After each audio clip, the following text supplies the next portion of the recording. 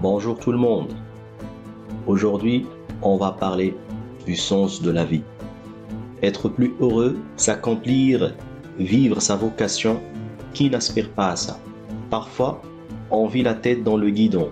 On avance dans la vie sans se demander si ce qu'on fait a un but et un sens. Et puis un jour, le décès d'un proche, une maladie, un accident ou encore un licenciement va nous mettre au pied du mur. Et là, c'est la grosse claque.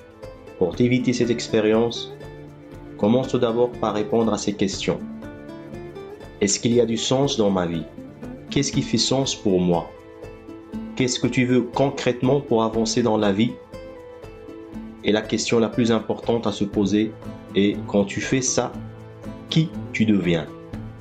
Trouver un sens à ta vie commence par ne pas faire ce qui n'a pas de sens.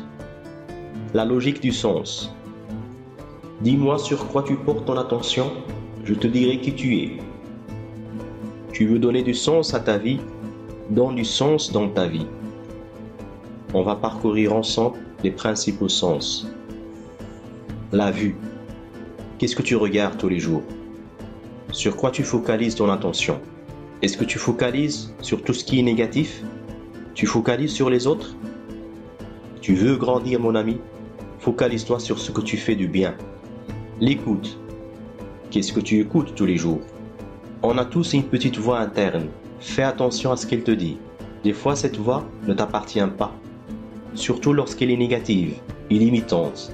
C'est une petite connasse, disait Dan Harris dans son livre « Comment je suis devenu 10% plus heureux ».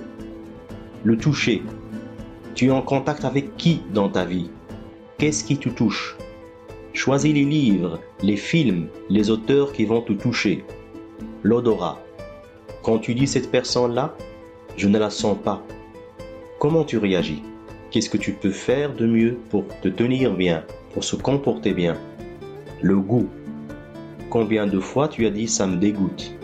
Si tu devais donner du goût à ta vie, qu'est-ce que tu mettrais comme goût? Du piment ou bien du sucré? Et ton comportement, comment il est? La satiété. De nos jours, les gens ne savent pas s'arrêter. On vit dans une société de consommation, une société matérialiste. Les gens veulent beaucoup plus d'argent, beaucoup plus de plaisir charnel, de drogue, d'alcool. La logique de l'équilibre. Cherche toujours les contrebalances. Tu es colérique, mets un peu plus de douceur dans ta vie. Apprends à être plus tendre avec toi-même et les autres. La philosophie contemporaine te met en garde contre la tentative de réduire ta vie à un certain nombre de rêves, de challenges ou de projets à réaliser dans le futur, alors que le besoin de sens exige de se conjuguer aussi au présent et d'être lié à la question de notre qualité de présence et notre spiritualité.